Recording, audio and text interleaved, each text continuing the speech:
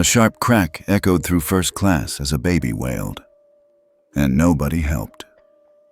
Angela Carter, a quiet black mother, had just been slapped across the face by a flight attendant in front of dozens of cameras. No one questioned why. No one asked what led to it. She held her crying baby tighter, calm in a storm of judgmental whispers and viral live streams. But Angela wasn't just a mother with a screaming child. She had three things no one saw coming: a past in command, a call to power, and a countdown that would change the airline forever. Angela Carter stepped into first class carrying her 8-month-old daughter Ava close to her chest. Her movements were slow, deliberate. She wasn't rushing, wasn't flustered, just focused on keeping Ava comfortable. She wore a plain navy cardigan over a wrinkle-resistant dress, her hair pulled into a neat bun. No designer bags, no flashy jewelry, nothing that screamed first class. Just quiet composure. The flight attendant standing at the front cabin door didn't like what she saw. Rachel Whitman, lead attendant on Skylink Airways Flight 882, had perfected the art of first impressions. And this one? This one didn't sit right with her. Angela's skin tone, her economy-grade diaper bag, the way she avoided eye contact, it all screamed wrong cabin. She stepped forward with rehearsed assertiveness. "Ma'am, economy boarding is through the rear jetway." Angela's voice was soft but steady. "My seat is 2A." Rachel's smile didn't reach her eyes. "That's a first-class seat." Angela nodded, adjusting Ava's blanket. "Yes, I know." A few heads in the nearby rows turned. A man in a charcoal suit leaned forward. An elderly woman adjusted her pearls, arching an eyebrow. Rachel stepped closer, her voice slightly louder now. "Ma'am, this section is reserved for premium passengers. If you need help finding your correct seat, I can assist you." Angela paused, then reached into her coat pocket and held out her boarding pass, neatly folded and clean. Rachel snatched it, eyes scanning quickly. 2A, she read aloud, almost incredulous. Her tone turned cold. "And how exactly did you acquire this ticket?" Angela's calm demeanor didn't change. "I purchased it," Rachel scoffed. "With what? A raffle?" The slap came before anyone registered the escalation. A sharp crack of skin on skin, echoing like a whip in the quiet cabin. Ava screamed. Passengers gasped. Angela staggered slightly but didn't fall. She turned her head slowly back to Rachel, her cheek already reddening. Her arms tightened protectively around her daughter, but her voice remained even. "Don't touch me again." Rachel looked almost invigorated by the violence, like she'd finally enforced the orders she believed the cabin needed. She turned to the watching passengers. "Apologies for the disturbance. Some people believe a baby and a bad attitude entitles them to everything." The businessman in seat 2D muttered. "Finally, someone with backbone." Angela remained still, gently rocking Ava as the baby's wailing pierced the cabin air. Her silence seemed to provoke Rachel even more. "You're delaying the rest of us," Rachel said loudly. "Please exit the aircraft so we can maintain our on-time departure." Angela said nothing. She didn't argue. She didn't cry.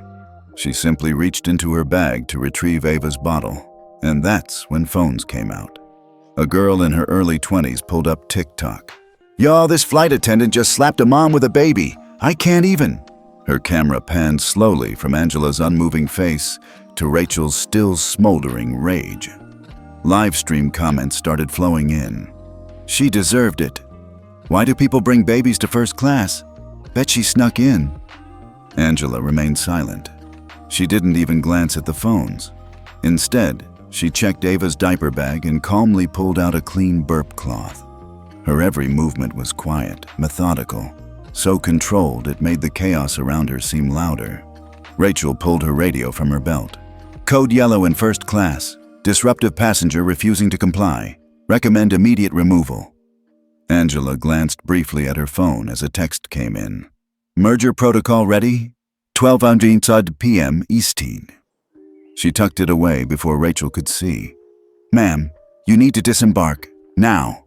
Angela gently kissed Ava's forehead and whispered something inaudible. Then she looked up. My baby is fed, clean, and not a threat to this flight. I am sitting in the seat I paid for." Rachel sneered. "Scams come in all forms. You people always find a way."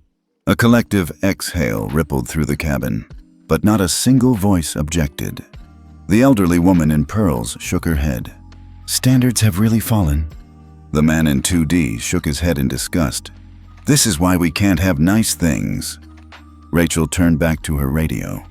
"Captain Blake, we have a confirmed non-compliant passenger, requesting security to escort her off." Captain Donald Blake's voice came through. "Acknowledged. Ground security standing by." Angela adjusted her daughter in her arms, her expression still unreadable. Ava had stopped crying, soothed by the steady rhythm of her mother's heart. Rachel looked down her nose. "I'm sure your baby daddy will be real proud watching this on YouTube." Angela's eyes didn't flinch, but the girl live streaming whispered, "Okay, that was uncalled for."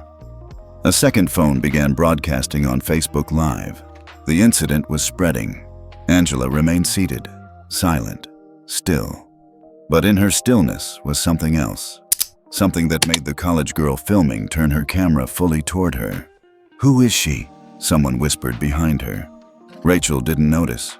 She was too caught up in her authority, her assumption that silence meant weakness, that composure meant submission. She had no idea that the countdown had already begun. Angela Carter sat perfectly still in seat 2A, her back straight, her eyes lowered, her arms gently rocking Ava, who had finally calmed into soft hiccups. The cabin buzzed with the low hum of collective judgment, muted whispers, quiet typing, screens being tilted just enough to record, but not enough to interfere. No one asked her if she was okay. No one offered water, a tissue, or even a look of sympathy. And Angela didn't ask for it.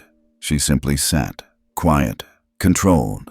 The slap still echoed in the air like static electricity, unresolved, sharp, suspended. A man 2 rows behind her frowned. He was older, late 70s, dressed impeccably in a tailored navy blazer, gold cufflinks, and highly polished shoes. Retired Air Force by the look of him. He studied her from across the aisle, his gaze not leering, not intrusive, just assessing. Then he saw the watch. Angela's left sleeve had slipped slightly as she adjusted Ava's blanket. The timepiece on her wrist caught the cabin light, a sleek, matte black military model with a silver crest embossed above the 12. His eyes narrowed. That crest wasn't standard issue. It was custom. His breath caught when he recognized the engraving. Presented in honor, Brig General Angela M. Carter, Strategic Command. His hand tightened slightly on his walking cane. Meanwhile, Rachel Whitman strutted down the aisle like a sheriff after a shootout. Her eyes flicked to passengers, seeking approval, validation. A few passengers nodded. Some smiled. But others, especially the ones still filming, were more cautious now, uncertain if they just witnessed authority or abuse. Angela's phone buzzed again in her lap. She ignored it. The man in the navy blazer leaned over to the passenger next to him and whispered, "She's not just a mother." The young man beside him raised an eyebrow. "What do you mean?" "She's someone with serious clearance," the older man said quietly. "That watch, only one kind of person gets that." Across the aisle, the college student filming on TikTok, Mia Chen, zoomed in slightly. Something about Angela's posture didn't fit the narrative. Most people who got slapped in public didn't sit like royalty. Most didn't whisper calmly to a child who had just been caught in the emotional crossfire of humiliation. Angela's gaze slowly moved across the aisle, not scanning, not searching. It was deliberate, quiet, and brief. She made eye contact with the older man. A flicker of recognition passed between them. Not familiarity, but mutual understanding. She knew what he saw, and she didn't need to hide it. Rachel returned to the front, standing at the intercom as if preparing for an award speech. "Ladies and gentlemen, we appreciate your patience. Unfortunately, some passengers failed to adhere to basic etiquette. We'll be underway shortly after removal." Murmurs again, not as confident this time.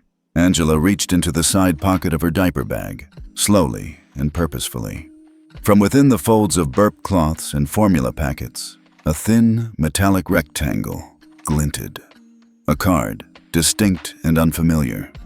She looked at it for a moment, then tucked it back, almost like muscle memory.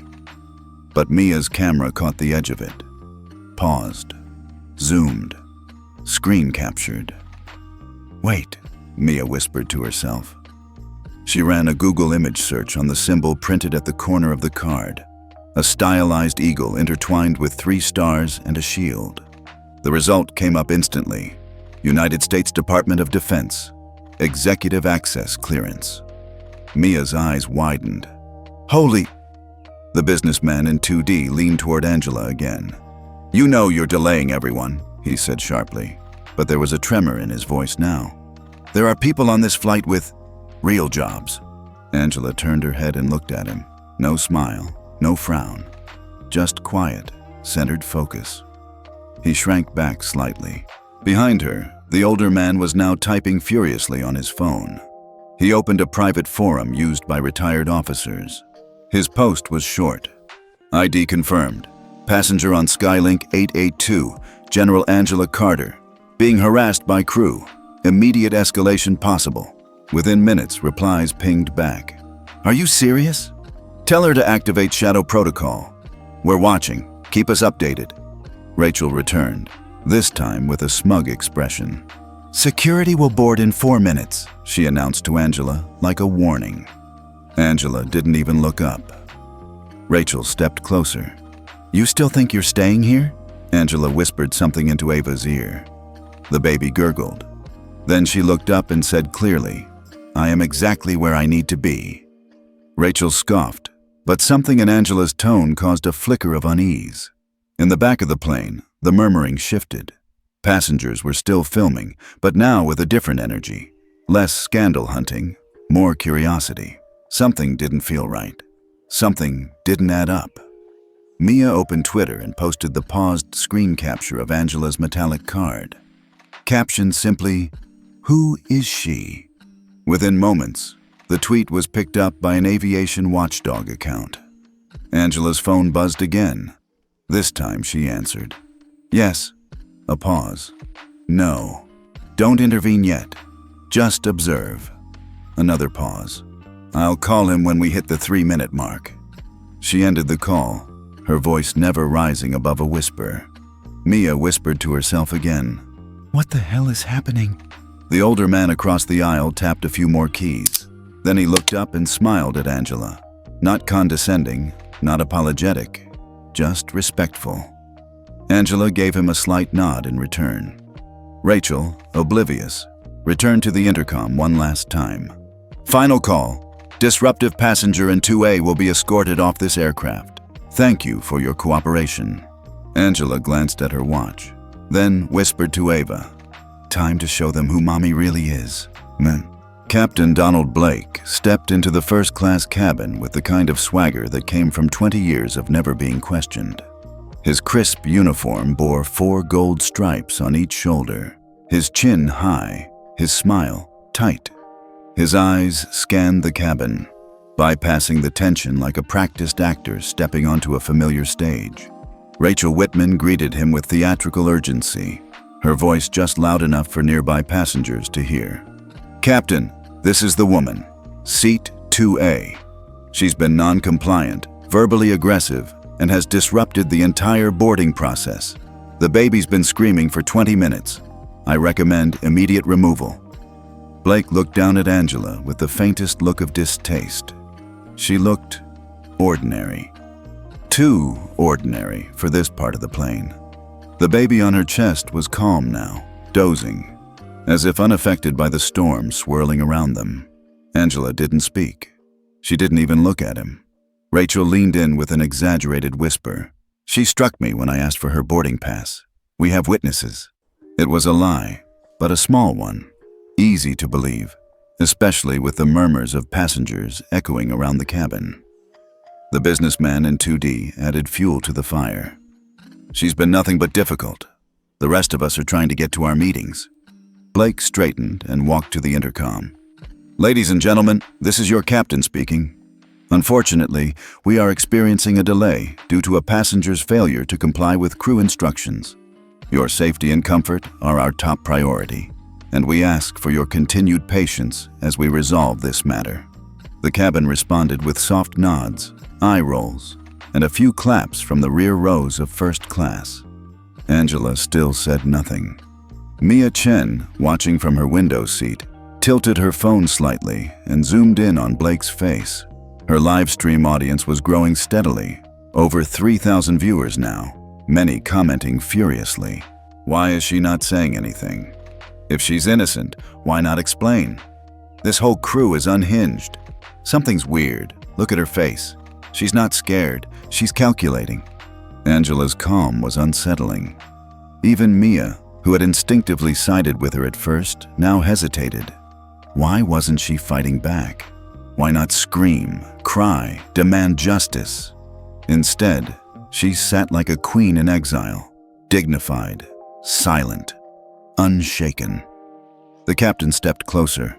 "Ma'am, under FAA Regulation 121.580, we have the authority to remove any passenger deemed disruptive or non-compliant. I'm going to ask you one final time. Will you exit this aircraft voluntarily?" Angela looked up for the first time since his arrival. "No." Captain Blake's face twitched. "Then I have no choice but to escalate this further." He pulled out his own radio. "Ground control. This is Captain Blake, requesting immediate security boarding for passenger removal. Flight 882, Gate 19, Code Orange." Rachel smiled in satisfaction, standing taller. From somewhere behind Angela, a new voice spoke up. She hasn't raised her voice once. Heads turned. It was a man in his 30s, tucked into the shadows of seat 3C. Dressed in casual clothes and thick-rimmed glasses, he'd seemed unremarkable until now. But his tone was calm, serious, and laced with an authority that made Rachel blink. She hasn't raised her voice. She hasn't resisted. She hasn't refused to show her ticket, and she certainly didn't slap anyone. Rachel narrowed her eyes. "Sir, I'd ask you not to interfere with crew protocols." "I'm not interfering," he replied. "I'm documenting." He held up his phone. The screen displayed a live stream counter climbing past 5,000 viewers. The caption read, "Flight 882, racial profiling or real disruption." Mia leaned in. "Who are you?" The man didn't answer. Instead, he added, "I've been filming since she boarded. Everything, including the slap." Rachel's expression cracked slightly. Captain Blake turned toward him. "Sir, are you saying you witnessed inappropriate crew conduct?" "I'm saying I have video proof," the man replied. "And I've posted it to 3 separate cloud servers and sent it to my editorial contact at the Aviation Integrity Journal." Passengers shifted uncomfortably.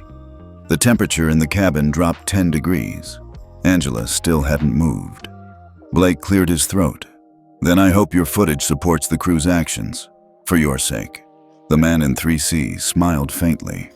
"We'll see." Rachel looked rattled. She returned to the front galley to consult another attendant. Blake checked his watch. 3 minutes until security boards. Angela finally moved, just her hand, gently resting on Ava's back. The infant stirred and cooed softly. Mia's live stream pinged past 8,000 viewers. The chat exploded. "Why's the captain sweating? That guy's a journalist." "Angela Carter? Wait, is that her?"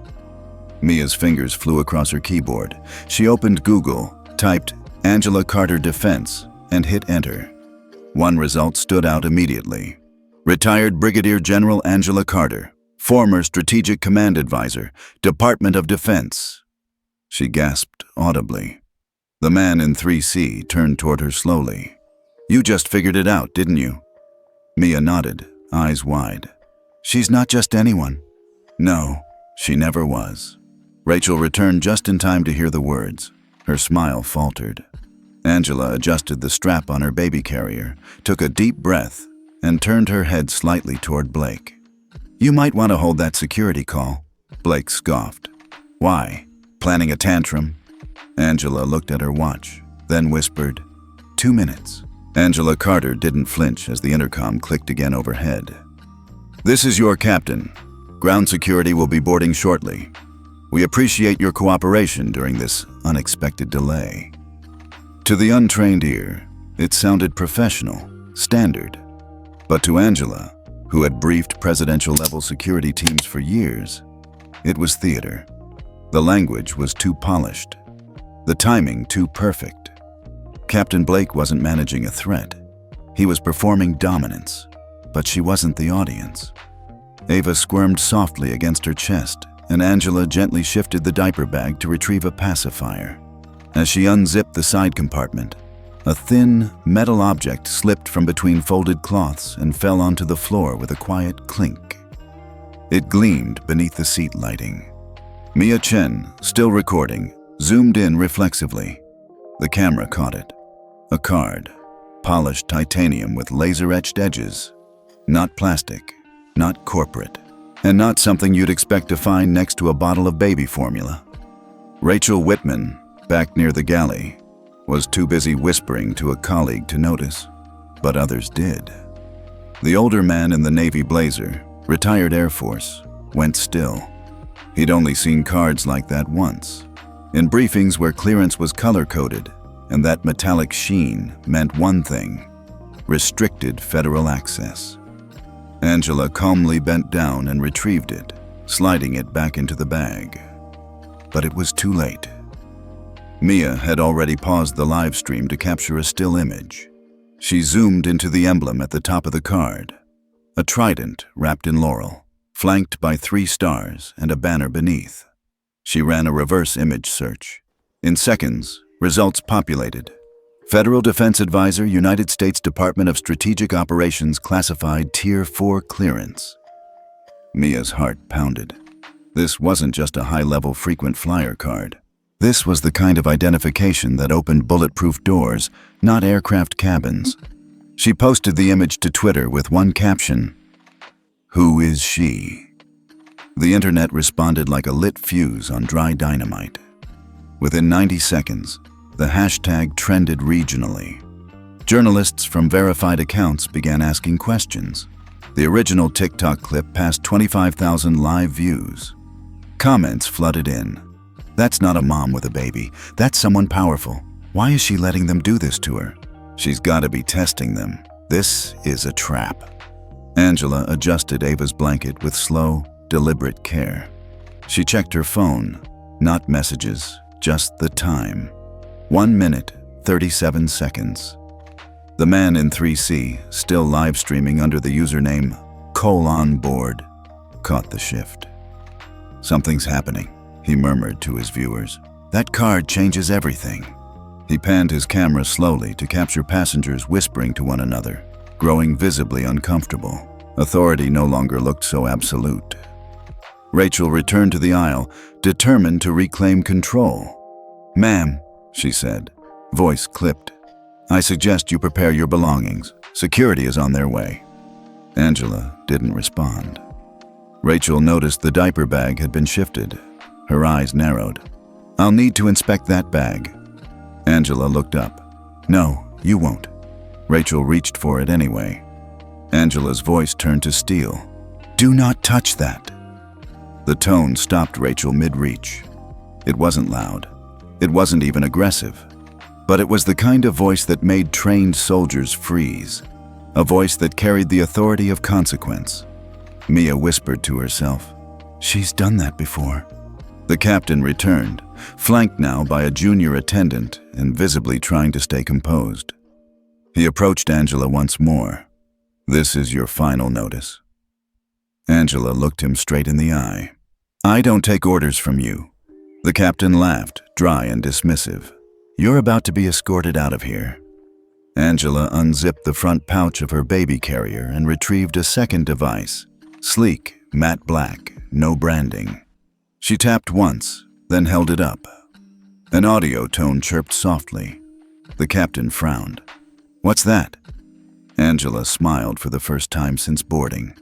"A wake-up call." The device connected wirelessly to an encrypted network, silent, invisible to the average Wi-Fi scan, but powerful enough to send a single signal directly to Skylink's executive protocol server.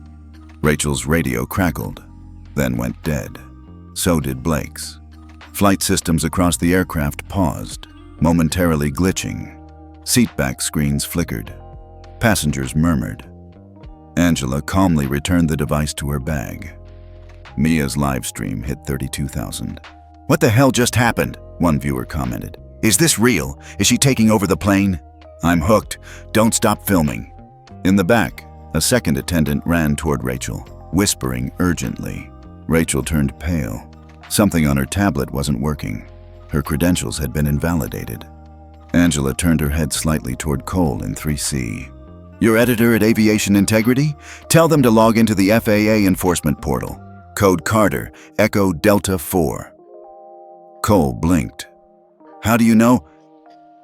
Angela's smile returned, cool and sharp. "I built that portal. Twist, delivered." Passengers looked around, realizing they weren't just witnessing a passenger dispute. They were in the middle of something far bigger, something orchestrated, precise, deliberate. Mia's hands shook as she typed, posting to all platforms. Breaking. Passenger believed to be Angela Carter, former federal defense advisor, currently neutralizing aircraft systems in real time. FAA alert activated. Angela checked the time. 60 seconds. Rachel tried to rally. "She's bluffing! This is a stunt!" But then the intercom chimed again. Not from Blake. Not from Rachel. A new voice, crisp and male, filled the cabin speakers. "This is Preston Carter, CEO of Skylink Airways. All crew members on Flight 882 stand down immediately. That woman is my wife." Gasps erupted throughout the cabin. Rachel stumbled backward. Blake dropped his radio. Angela looked around slowly. Ava cooed softly. "Now," Angela whispered, "let's begin." The cabin sat suspended in a breathless silence. Passengers stared at Angela Carter like she'd just stepped off another planet. The intercom had gone dead after the unmistakable voice of Preston Carter, CEO of Skylink Airways, had cut through it like a scalpel. "All crew members, stand down immediately. That woman is my wife." No one moved. No one breathed. Rachel Whitman looked like she'd seen a ghost. Captain Blake's face had drained of color, the sweat now visible along his temple. He glanced at Rachel, as if waiting for her to fix it, to take the lead, only to realize she was frozen. Angela remained seated in 2A, calm as ever. She gently adjusted Ava's carrier strap, then reached for her phone. The titanium card gleamed faintly from the side pocket of the diaper bag, unnoticed now by the very crew who had mocked her presence moments ago. She tapped a contact simply labeled SOV, Alpha, and lifted the phone to her ear. "Carter authorization, Delta Zulu 971. A pause. "Activate Protocol 3B. Another pause. T-10. She hung up. That was all she said. No explanation, no threats, no yelling, just "Activate Protocol 3B, T-10. And then silence. Rachel blinked. What the hell does that mean? Angela didn't answer. She tucked her phone away and resumed rocking Ava, who was now dozing peacefully against her shoulder. Rachel laughed nervously, looking around. "That's nothing. That's not real. She's bluffing. This is a stunt." Captain Blake, grasping for control, stepped forward. "Ma'am, you may have connections, but this is a commercial aircraft under FAA authority. You're not above protocol." Angela turned her head toward him with an expression that made the words freeze in his throat. "No," she said evenly. "I am protocol." His jaw tightened, but he backed away half a step. There was something in her tone that couldn't be faked, something shaped by war rooms, intelligence briefings, and classified corridors. Maya Chen, still filming, turned her camera toward Cole in 3C. "Did she just say Protocol 3B? What is that?" Cole's fingers were flying across his tablet, scanning databases, internal aviation wikis, private briefings. He frowned. There's no public record of a Protocol 3B in Skylink's operational database. Is that good or bad? Cole didn't answer. The chat on Mia's stream exploded. It's gotta be bluff. Or she's pulling strings none of us can see. You don't say T-10 unless something big is coming. She's playing chess, and they're playing Uno. The timer had started ticking, but no one knew what it counted down to. In the cockpit, Blake slammed the intercom switch, whispering furiously into the comms to ground control. Flight 882, requesting confirmation. Was that truly CEO Carter on the line? A pause. Then, confirmed. Skylink Command identifies voice print as Preston Carter, standing by for further instruction.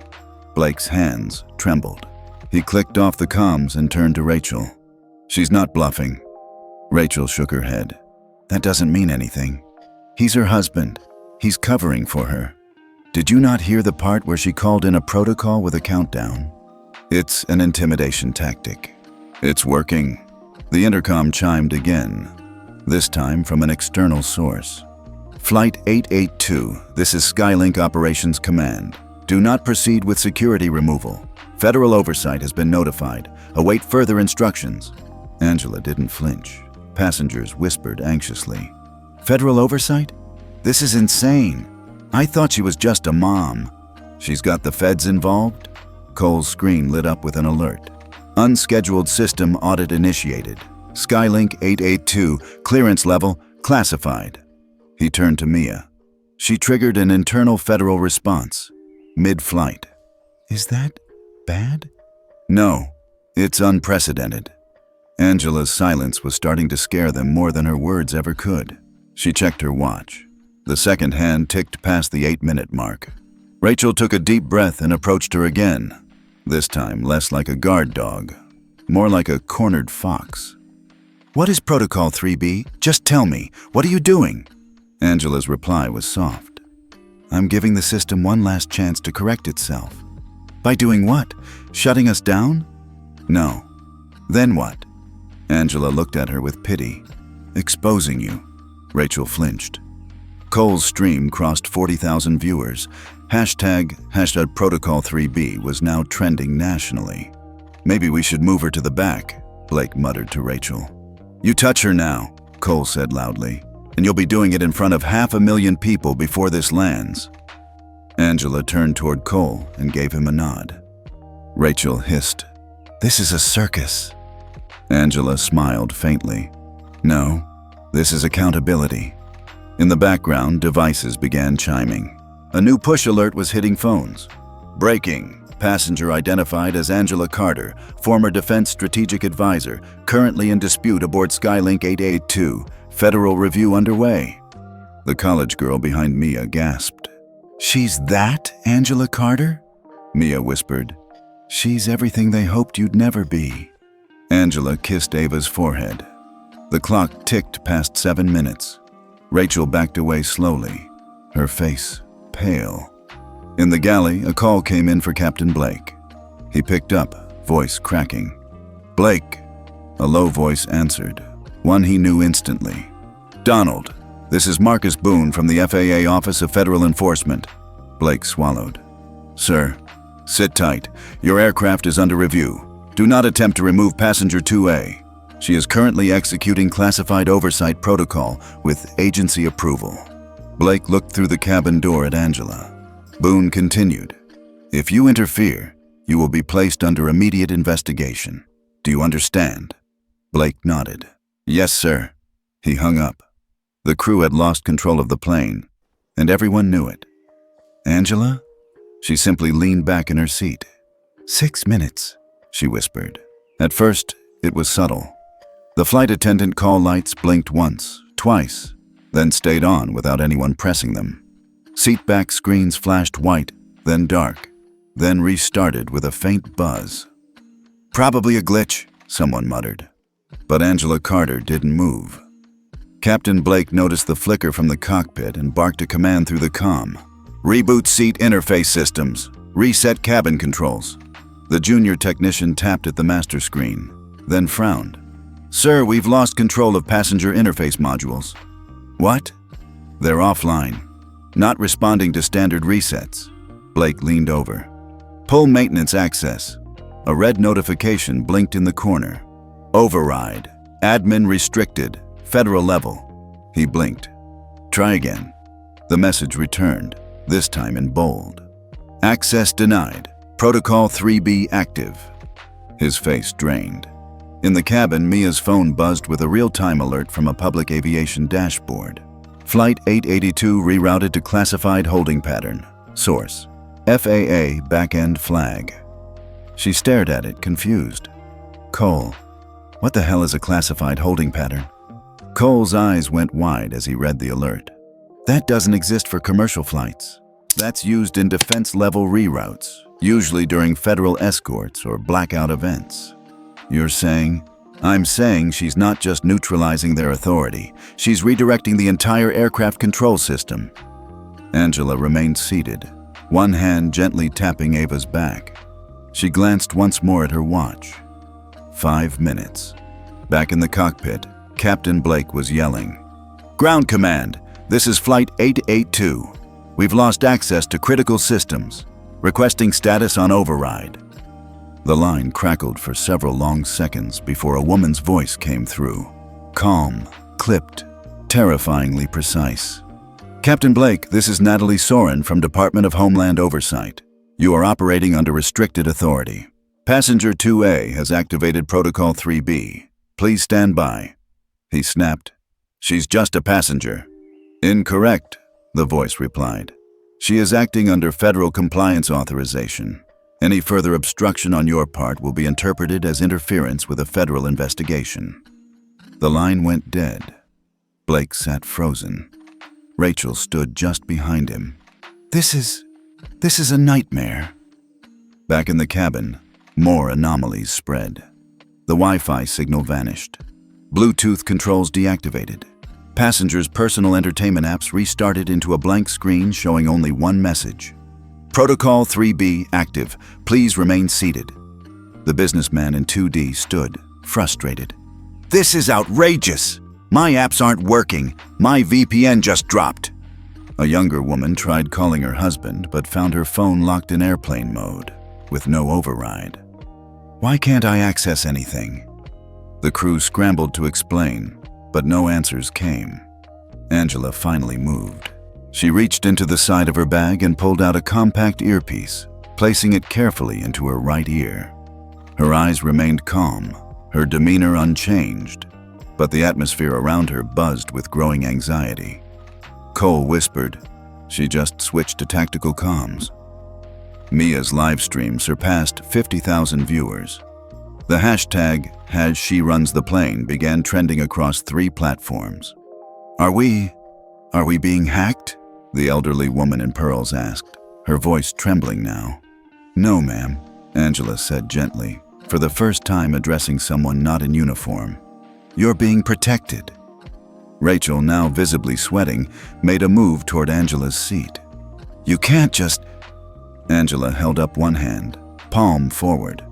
Behind her, a tone beeped over the speaker system, short, precise, and unmistakably military. Directive acknowledged, a voice confirmed. Surveillance lockout confirmed. Cabin recording rerouted. Skylink internal systems now under oversight mirroring. Rachel froze mid-step. Mia whispered, What just happened? Cole stared at his screen. She just seized all internal comms, the black box, the cabin audio. Everything's rerouted through federal review channels. Angela turned slightly to glance toward the cockpit. Captain Blake appeared in the aisle, holding a manual tablet, trying to salvage some illusion of command. Ladies and gentlemen, please remain calm. We're experiencing minor technical issues. We assure you there is no cause for alarm. Angela spoke again, her voice like a scalpel slicing through the lie. You are unauthorized to address the cabin at this time, Captain. He stared at her. She stared back. I suggest you return to your seat, she added, before this escalates beyond embarrassment. Blake opened his mouth to respond. Then his tablet went black, followed by every crew device on board. Rachel's tablet blinked once, then displayed a countdown. 3:41, 3:40. She screamed, She's hijacking us. Angela shook her head. If I were hijacking you, Rachel, you'd already be on the ground in cuffs. Gasps echoed. The passengers were no longer on Rachel's side. Not even close. Then what is this? Someone asked. Angela finally stood. It was a small gesture, but it shifted the energy of the cabin instantly. She cradled Ava gently as she faced the cabin. This is a systems test, she said calmly, of a system that's failed too many people for too long. Protocol 3B was designed for this exact scenario. When discrimination becomes embedded in procedure, when authority becomes performance, and when the people entrusted to protect us abuse the trust. None of you are in danger, she continued, but the system is. Cole stood slowly, stunned. You planned this. Angela nodded once. Rachel backed away, horror dawning. This was never about a seat, Angela said. The cabin door buzzed. Outside, security teams were waiting. Angela looked toward the window, toward the light flashing on the tarmac. Blue and white strobes reserved for federal clearance operations. I warned you, she said softly. You had 10 minutes. Her watch ticked past 0. The air inside Flight 882 thickened, not with fear, but with realization. For the last 10 minutes, tens of thousands had been watching. Every insult, every command, every quiet refusal. And now, with the countdown hitting 0, the moment everyone thought was a spontaneous collapse of airline authority, cracked wide open. Mia Chen, still clutching her phone with knuckles white, glanced toward the man in 3C, Cole, whose live stream had surged past 60,000 viewers. But now, another voice spoke from behind them. You might want to turn that camera around. Mia spun, surprised to see a woman across the aisle in 4B slowly standing up. Mid-30s, blonde, crisp slate gray blazer, minimal makeup. Confident, but unassuming. She wasn't filming. She hadn't spoken once since the chaos began. But now, she stood with the calm grace of someone who'd been waiting for this exact moment. Mia lowered her camera slightly. Who are you? The woman reached into her purse and pulled out an ID badge, one with the signature red stripe that instantly commanded silence. Catherine Lang, Senior Investigative Producer, CBS News, 60 Minutes. Mia's eyes widened. No way. Lang nodded slowly. Yes, I've been embedded on this flight as part of an active investigation into racial and authority-based profiling in U.S. commercial aviation. Gasps rippled down the aisle.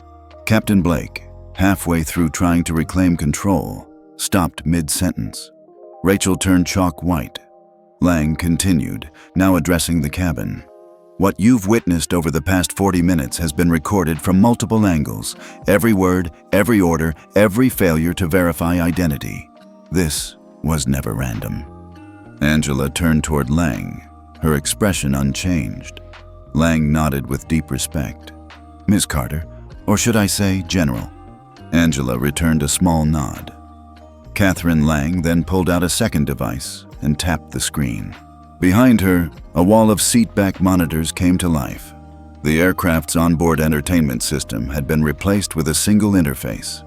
Live feed, national media server, channel, CBS 60 Minutes, in progress. Mia's stream exploded. Is this a setup? Did they trap the crew on purpose? Oh my God, this is a sting.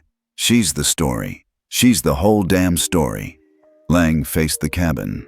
This flight was selected due to high complaint volume and recurring patterns of customer mistreatment, particularly toward women of color traveling with children. Ms. Carter agreed to participate in a covert test, disguised as a routine traveler, to determine whether these patterns were systemic or situational. Angela remained composed, Ava still asleep in her arms. Rachel tried to protest. She was disruptive. This isn't fair. She had a baby screaming during boarding. She didn't show credentials. Lang looked at her flatly. We've reviewed over 17 hours of internal training footage for Skylink. Not once did it instruct you to slap passengers, assume fraud based on appearance, or call for removal without confirmation of ticketing. Rachel turned to Blake. You knew nothing about this? Blake's silence spoke volumes. Lang's phone buzzed.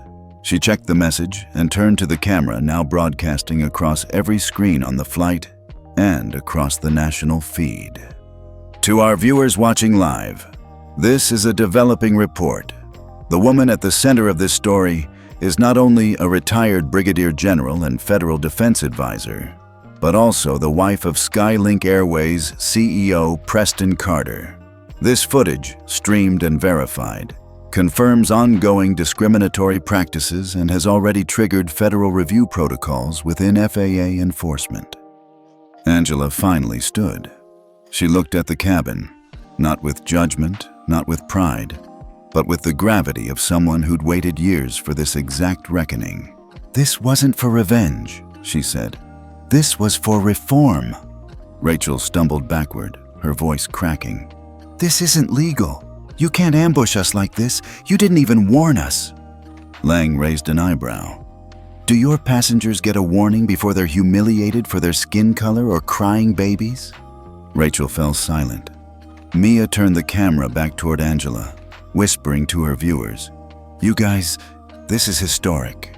We're witnessing the dismantling of an entire system, live." Cole in 3C was already typing a real-time op-ed draft. Angela Carter's Justice Trap. How one woman used silence to break an industry. Angela took a step down the aisle. Even her footsteps seemed measured, deliberate. Every person she passed looked away, not out of shame, but recognition. She stopped near Rachel. "You thought I was just another woman you could make small," she said gently. "But I didn't come here to fight you. I came to test you." She turned to Captain Blake. "And you failed." Rachel's lips trembled. Angela glanced at the nearest seatback screen, where her own face was now frozen mid-sentence on the live feed, framed in crisp digital clarity. "I've been in more dangerous rooms than this one," she said. "Rooms where silence could cost lives. Today, it cost you a career." The viewers on Mia's stream poured in thousands of reactions. "This is poetic. She's not just a mother. She's the whole movement." Brilliant setup. Justice served. Lang stepped forward again. "To all passengers, please know, you are safe. Federal debriefing officials will meet the aircraft on arrival. Interviews will be optional but encouraged. You have witnessed the triggering of one of the most significant aviation discrimination investigations in U.S. history." Angela turned once more to Ava. "Sweetheart, remember this. Silence isn't weakness. It's just preparation." Rachel slumped into the galley seat, head in her hands. The final twist had landed. This wasn't an accident. It was a mission. Angela Carter's fingers moved with the precision of someone trained to act in crisis. Fast, but never rushed. She tapped a single contact on her phone screen, then raised it slowly, deliberately, and switched it to speaker. The cabin fell into a tense silence, as if every soul aboard had collectively realized they were no longer just watching a viral moment. They were participants in something historic. The call rang once, twice, then connected. "Preston Carter," came the voice. Calm, powerful, with the unmistakable clarity of someone used to issuing commands that moved markets and shifted policies. Angela didn't say hello. She said, "They laid hands on me, Preston." There was a pause so heavy it seemed to weigh down the pressurized air around them. Then Preston's voice sharpened into something cold and unmistakably dangerous. "Which aircraft?" "Skylink 882, first class, seat 2A. The speakerphone crackled as the sound of urgent keystrokes filled the background. Then, after a few tense seconds, "Everyone step away from my wife. Now!" Gasps rippled across the cabin. Rachel Whitman, who had been frozen in the galley, stumbled forward, mouth ajar. "What?" Angela didn't flinch. Preston's voice came again, louder this time. "This is Preston Carter, CEO of Skylink Airways. Flight 882 is under immediate executive override. Captain Donald Blake, you are to relinquish command pending federal review." Rachel turned pale. She's your... Angela stood. The quiet creak of leather as she rose from seat 2A echoed like thunder. Your passenger, she said evenly, is also your boss's wife. Rachel's knees buckled. She grasped the edge of a seatback to steady herself. Blake rushed forward, attempting to seize control of the narrative. Mr. Carter, sir, there must be a misunderstanding. She was non-compliant. The baby was... Preston's voice cut in, steel sharpened to a razor's edge. You struck a retired brigadier general. You attempted to remove a federally credentialed advisor from her rightful seat. You ignored verified ID and endangered an infant in the process. Blake's mouth opened, closed. He looked around for support that no longer existed. Lang from 60 Minutes stood with her arms crossed, watching like a prosecutor waiting for the verdict to be read. And then another voice joined the call. Female, cold, controlled. This is Colonel Dana Voss, Department of Defense Liaison to Homeland Aviation Security. Be advised, Flight 882 is now classified as a federal incident site. All crew operations are hereby suspended. No party is to deboard or communicate externally without federal clearance. Rachel gasped. You called the Pentagon? Angela's tone was quiet, almost tired. No, they called me. Preston's voice returned. Ms. Whitman, Captain Blake, until federal marshals arrive on board, you are to remain seated and silent. If you interfere again, criminal obstruction will be the least of your concerns. Rachel collapsed into the nearest jump seat, her legs finally giving out.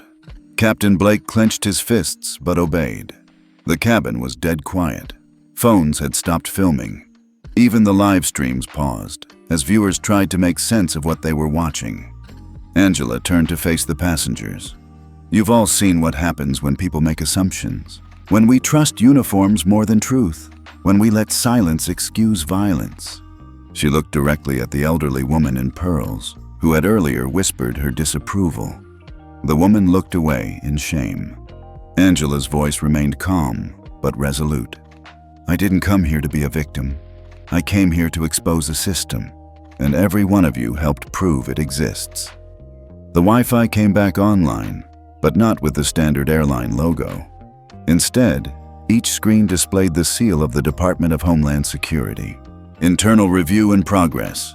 Flight 882, under federal investigation. Cole in 3C whispered into his mic. This just escalated to a full federal lockdown. Mia's live stream now had over 80,000 viewers. Comment sections flooded. She's married to the CEO? She's a general? This is the biggest twist I've ever seen. Yo, she pulled the Pentagon into this flight. Angela returned to her seat, gently rocking Ava, whose tiny hand clung to her shirt as if unaware of the chaos around her. Lang turned to her. Would you like to speak to the national audience? Angela shook her head. No, let them speak first. Let them explain why they watched it happen and said nothing. Rachel whimpered from the galley seat. I didn't know. Angela's eyes found hers. That's exactly the problem. Captain Blake attempted one last plea. Mr. Carter, please. This will destroy us. Can't we discuss this internally? Preston's voice was measured but final. Captain, you just assaulted the mother of my child on live camera. You broke federal protocol, ignored proper ID, and endangered a high-clearance passenger. There is no internal left. Then he added, the DOJ has already been notified. Expect an escort upon landing. Rachel cried openly now. Please, please, I didn't mean to. Angela turned away. You meant every word, she said. But you never expected consequences. The plane's overhead lights dimmed briefly, signaling the override had transferred full command to ground control. A robotic female voice played overhead. All flight operations suspended, awaiting federal boarding. Please remain seated. Angela exhaled softly and kissed Ava's forehead. Justice had arrived. Not with screaming, not with threats, but with truth, calculated and public. She didn't just survive this flight. She turned it into a tribunal. The air inside Flight 882 had shifted completely. Where there had once been tension and confusion, now there was quiet dread.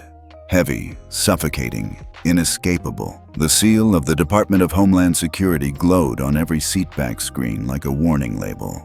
Beneath it, in clean sans serif font, a line of text scrolled continuously. Flight 882 is now under federal jurisdiction. All parties are being recorded. Please remain seated. Angela Carter sat in perfect stillness, her arms wrapped around Ava, who had fallen asleep again despite the gravity around her. The child's peaceful breathing was the only sound near 2A. A voice returned to the cabin speakers, calm, professional, devastatingly efficient.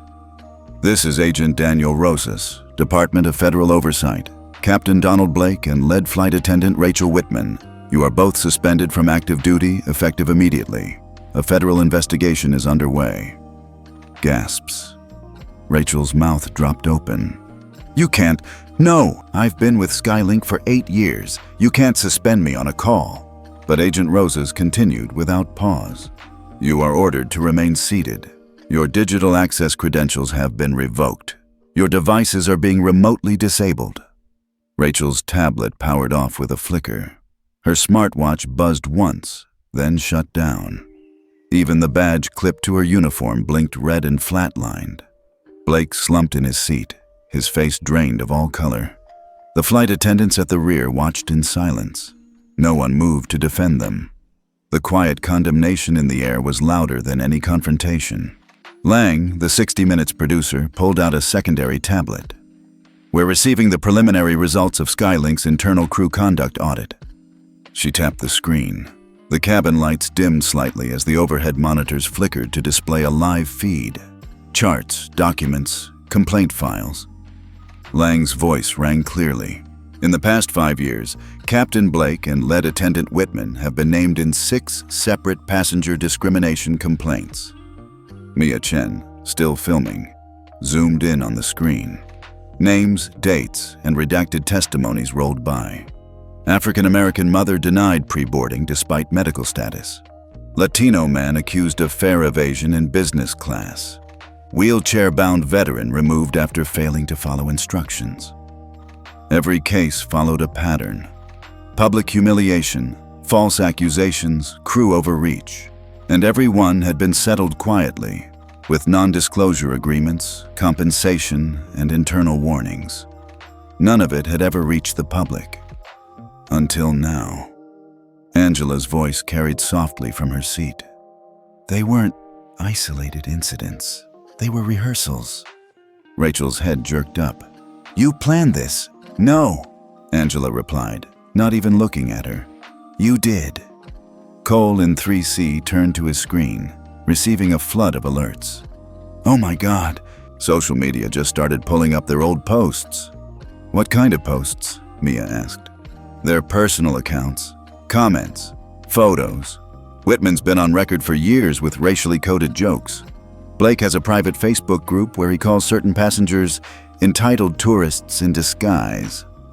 Mia whispered, It's all coming out. Indeed, across social media platforms, screenshots were surfacing. Archived tweets, Facebook posts, and comment threads, all showing years of bias that had never been punished.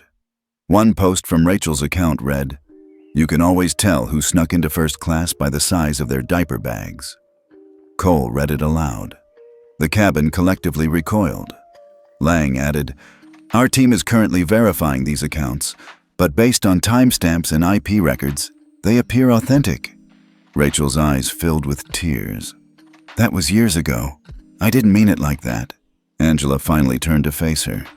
You meant it exactly like that, and you meant it again when you struck me in front of my child. Blake opened his mouth, but Lang interrupted. And you, Captain Blake, your access logs show that you bypassed passenger status verification despite receiving a system flag on seat 2A. He looked confused. What flag? Angela answered. A security notice is triggered when a Tier 4 clearance holder boards. You ignored it. Lang confirmed. Records show the alert was dismissed at 12:02 p.m. by crew ID CPTD Blake. Your login. Rachel's hands trembled. Please, I didn't know. You didn't care. Angela replied quietly. More footage was displayed on screen. Clips from earlier in the flight. Rachel barking at Angela, the slap, the passengers applauding. And then, like the turning of a tide, the faces of those same applauding passengers filled with dread. Because their faces had been caught on camera. Because their comments had been live-streamed. And now, the internet was watching them too. Mia pointed. That's the guy who said, "Finally, someone with backbone. He's a VP at a tech firm." Cole added, HR departments are already being tagged in the comments. The accountability isn't stopping at the crew. A woman 3 rows back, who had earlier muttered, "These people always bring problems," now sunk into her seat, pale. Angela looked around slowly. "This isn't just about 2 employees," she said. "It's about a culture that rewards people for acting on assumptions and punishes them for showing restraint." Preston Carter's voice returned via intercom, measured, and public.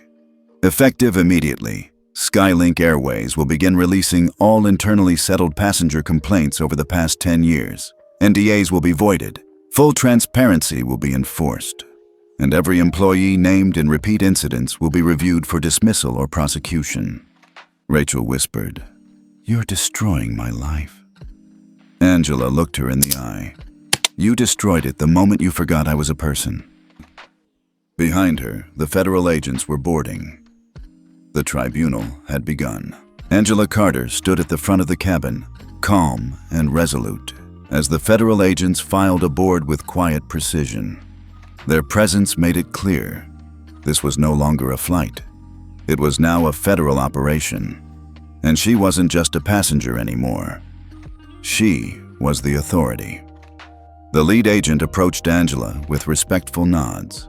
"Ma'am, per coordination with FAA and Skylink Executive Office, we are prepared to reroute the flight. Final destination preference?" Angela handed him a document. "Request redirection to Washington, D.C., FAA headquarters. Full press and federal oversight team will be present. I will speak publicly." He reviewed the request, glanced at his tablet, and nodded. Approved. In the cockpit, the pilots, now under federal escort, received a reroute directive from the FAA. The coordinates changed mid-air. The passengers, already stunned, now stared in disbelief as the seatback maps updated live. The plane, originally bound for Atlanta, was now making a direct approach to D.C. A murmur of awe spread through the cabin. "She's changing the destination. She just redirected a commercial flight mid-air," Cole in 3C muttered. "No, she just redirected the story of commercial aviation." Preston Carter came through on a secure channel again, now piped into the cabin with full consent. "Ladies and gentlemen," he began, his voice more composed than ever. "Today's incident has revealed a failure, not just of individual judgment, but of an entire operational culture." Passengers leaned in. As of this moment, Skylink Airways, in partnership with the FAA and federal oversight, is implementing a new framework, created and led by Angela Carter herself. Mia, filming once again, whispered, "It's happening. She's rewriting airline policy while flying." Preston continued, "Effective immediately, we are introducing the Angela Carter Protocol. It is the first national-level passenger dignity and crew accountability standard to be implemented across all Skylink operations, and soon across the industry." Angela took a breath, then turned to the nearest camera being live-streamed by a CBS team already waiting at the terminal. "The Angela Carter Protocol," she said, "is not about retribution. It's about structure. It is a systematic shift away from reflexive authority toward verified accountability." A screen appeared on every seatback monitor, displaying the protocol's core principles as Angela listed them out. 1. Mandatory identity verification before passenger escalation. No passenger can be removed or confronted publicly without digital confirmation of boarding credentials. Assumptions are not admissible. 2. Incident triage requires silent witness review. Each plane must designate 2 non-crew observers who record and submit confidential impressions to a federal liaison if escalation occurs. 3. Federal bias training and recertification for all crew. Bias training isn't a once-a-year formality. It's a quarterly requirement, including real case simulations and federally moderated exams. 4. Transparent consequence. Tracking. All crew behavior complaints will be logged, accessible to future passengers, and reviewed by third-party ethics officers, not just HR. 5. Civilian protection in presence of minors. Any conflict involving a guardian and a child under 12 is subject to immediate federal mediation, not crew discretion. Gasps and murmurs followed each rule. Lang from 60 Minutes stood in the aisle, narrating the unfolding event to a live global audience. Angela Carter is not just a retired general, not just the wife of a CEO. She is now the architect of a legal doctrine that could change civil aviation forever. Rachel, seated in the galley with her badge deactivated, whispered through tears, "She didn't just expose me, she buried the whole playbook." Angela turned slightly, meeting Rachel's eyes. "I didn't bury anything," she said softly. "I just opened the book and let everyone read it." Mia's live stream jumped to 95,000 viewers. Comments flew in from around the world. "These rules should have existed already. This is leadership in action." She's not mad, she's methodical. Twist, she came for justice, left with reform. Cole leaned toward Mia and muttered, "Do you realize what we're watching? This isn't a viral moment. This is a policy revolution mid-flight." On the overhead screens, federal liaisons confirmed that the Angela Carter Protocol would enter emergency implementation within 72 hours across all Skylink flights. The FAA declared that legislation mandating compliance across all commercial carriers was already in draft, with bipartisan support emerging rapidly.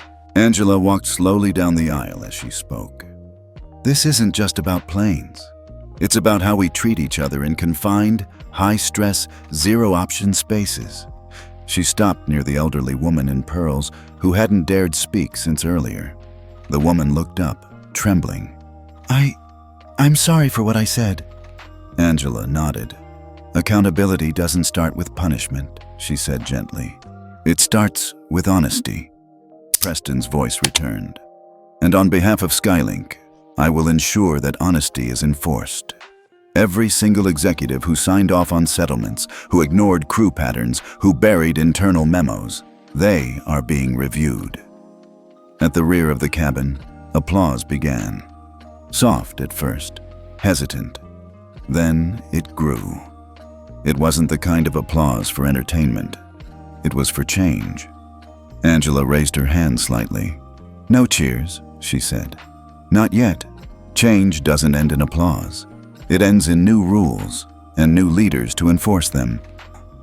The aircraft began its descent into Washington, D.C. On the ground, journalists, federal officers, and policymakers were waiting. The sky hadn't just carried a flight, it had carried a movement, and the law, rewritten mid-air, was about to land. The wheels of Flight 882 touched down at Washington, D.C.'s Reagan National Airport with a soft, quiet thud.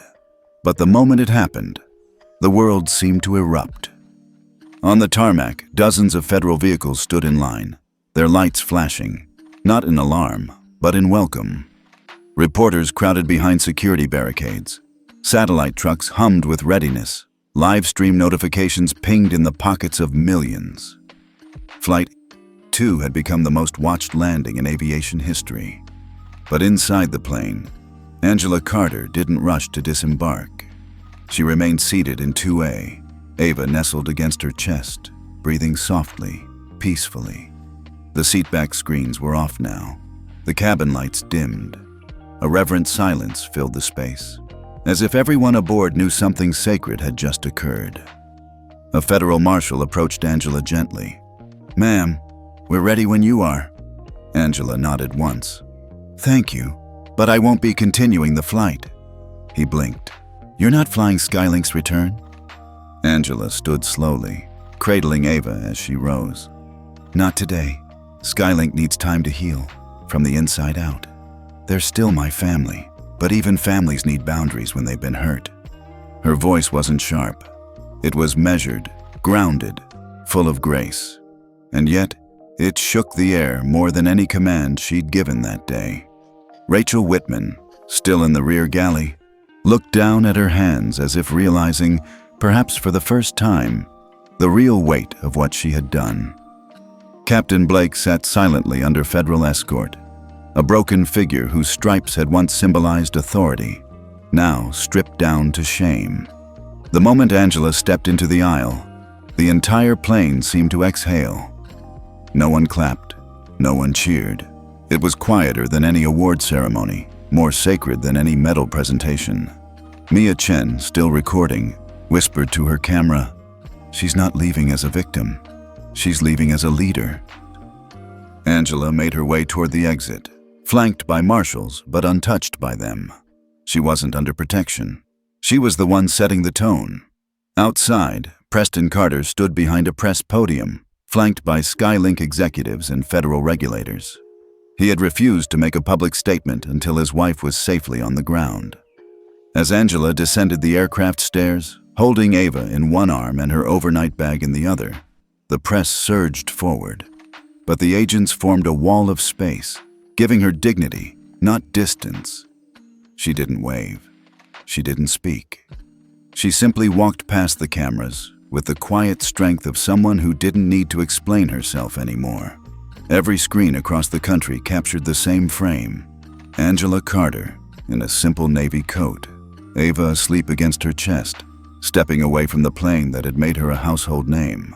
Not in anger, not in tears, but in calm, immutable power. CBS News called it the walk that changed aviation. As CNN ran the headline, "From Seat 2A to the Capitol, Angela Carter's Journey to Reform." Fox News, surprisingly, called it a lesson in command and composure. Within hours, the clip of Angela declining the return flight reached 50 million views. She hadn't screamed. She hadn't begged. She had simply said no. And America had never respected a no more. Preston waited near a black SUV with tinted windows, holding the door open himself. As Angela approached, they exchanged a brief glance. No words passed between them, but the understanding was unmistakable. He took Ava into his arms with practiced ease. "She didn't cry once after that slap," he whispered. Angela allowed a small smile. "She didn't have to. I cried for her." He kissed her forehead. She turned to the press, who stood breathless, waiting. But she said nothing. Her silence became a thunderclap. A senator watching from DC tweeted, "Angela Carter didn't just write a new rule book. She reminded us that dignity isn't something you're given. It's something you never let go of." Back inside the terminal, federal agents escorted Rachel and Blake out in separate exits. Reporters followed, but were met with only two statements. From Rachel, "I was wrong. I thought I was doing my job, but my job isn't worth someone else's humanity." From Blake, "I lost sight of what command is. I'm learning that now." Both were placed on indefinite administrative leave. Their certifications were flagged for federal review. Their social media profiles were locked, their former supporters silent. Meanwhile, social media exploded in a different direction. #thank you. Angela trended worldwide. So did #Seat 2A. Artists created digital tributes within hours. Angela holding Ava with wings behind her. Angela as Lady Justice without a blindfold. Angela made of steel but holding a sleeping baby like the world's most precious cargo. Airlines scrambled to issue statements of solidarity. Some promised new diversity and sensitivity training. Others announced passenger-first task forces, but none could match the speed or sincerity of Angela's impact. In a surprise move, the Department of Transportation announced that the Angela Carter Protocol would form the foundation for a new federal bill, the Passenger Dignity Act, set for floor discussion in less than 60 days. And through it all, Angela remained silent. She declined interviews. She refused endorsements. She turned down requests from national networks to host town halls or accept awards. "I didn't do it to be seen," she told Preston one night. I did it so others wouldn't have to be." At a private debriefing with FAA and DOJ officials, Angela shared one final note. "The power I had that day wasn't from my name, or my past rank, or who I married. It came from not lowering my voice, not shrinking, not matching their hate with fire, but with fireproof composure. It was the kind of power that couldn't be voted in. It had to be lived." Across the country, schools played clips of her testimony in ethics classes. Corporate leaders used her flight transcript in executive training. Parents shared her story with daughters, with sons. She became a symbol, but she rejected hero worship. "There are no heroes," she later wrote in a brief op-ed for The Atlantic. "Just people who choose to stay standing when sitting would be easier, on a plane, in a boardroom, at home, anywhere." Angela Carter never returned to Flight 882, but she didn't need to. She had landed exactly where she was meant to be, and so had the truth. 6 months had passed. The world had changed. The aviation industry was no longer the same sky Angela Carter had quietly boarded beneath on that unforgettable afternoon. Where there had once been unchecked authority, rehearsed apologies, and quiet cover-ups, now there were protocols, standards, oversight, and everywhere there was her name. The Angela Carter Protocol had become more than a list of rules. It was now federal law, passed by unanimous vote in Congress, co-sponsored by senators from both parties who had watched the full stream of Flight 882 in stunned silence. It was the first time in 2 decades that a passenger-led reform had become a legal framework, and it started with one mother, one seat, one moment. Rachel Whitman was now a cautionary tale taught in training programs worldwide. Found guilty of assault, abuse of authority, and obstruction of a federal investigation, she received a 2-year sentence, light by some standards, but symbolic in its resonance. Her case was broadcast live to the same networks that had carried Angela's silent walk down the aircraft steps. She wept. She apologized, but the sentence was final. Captain Donald Blake's pilot license was revoked indefinitely. Though he avoided criminal charges, his FAA record was flagged, and no airline dared rehire him. He retreated into quiet obscurity, declining interviews, unable to defend his decisions. Angela, on the other hand, never sought spotlight, but it followed her. She received invitations to speak at Harvard, West Point, and the United Nations. She turned most of them down. When asked why, she responded simply, "My voice was already heard. Now, it's time to listen to others." But she didn't disappear. She founded the Carter Foundation for Dignified Travel, a nonprofit offering legal support and advocacy for passengers, especially parents and travelers of color, who had experienced mistreatment in air travel. Within months, the foundation had processed over 1,400 cases. Settlements followed. So did policy updates. Airlines scrambled to avoid becoming the next Skylink 882. More importantly, families reported feeling safer, seen, supported. Angela became the face of quiet justice, not performative, not political, but principled. In classrooms across the country, students read about the moment she stood up without raising her voice. In boardrooms, executives referenced Carter-class response plans when discussing ethics under pressure. One airline even redesigned their entire customer service training program under the name AVA, Assure, Verify, Act, inspired by the baby cradled in Angela's arms that day. Ava. Now 14 months old, she had no memory of the slap, the chaos, or the cameras. But she lived in a world her mother helped reshape, and she was already a better flyer for it. In an editorial titled, "The Sky Belongs to Her Now," the New York Times wrote, "Angela Carter's dignity under fire did more than expose injustice. It shifted the entire conversation. She reminded a nation that real power is not loud. It's grounded, not angry, it's unshakable. She changed how we fly, but more importantly, she changed why we rise." Airlines began competing to adopt Carter protocols faster than their rivals. Bonus points were awarded for going beyond the minimum standards. Passengers could now request access to their flight crew's public complaint history before booking. New apps showed transparency ratings by airline. Discrimination complaints dropped 42% in the first quarter alone. But Angela didn't take credit. "It's not about me," she said during a rare televised statement. "It's about what happens when a system forgets its passengers are people, and someone reminds it." Her words became part of the opening lesson in FAA crew certification. Meanwhile, the footage from Flight 882 became the centerpiece of a new National Museum exhibit in Washington, D.C., titled "Flight and Fight: The Day a Mother Grounded the Skies." Angela visited the exhibit once. She walked through quietly with Ava in her arms, declining the private tour and instead mingling with the visitors. One woman, unaware of who she was, turned to her near a screen replaying the slap in slow motion and said, "Can you believe how calm she was?" Angela smiled softly. "I think that was the point." She didn't stay long. She didn't need to, because her legacy was no longer tied to a seat number or a boarding pass. It was written into the skies. At airports around the world, signs appeared. "This airline complies with the Angela Carter Passenger Dignity Act." For many, it meant safety. For others, it meant warning. Either way, it meant change.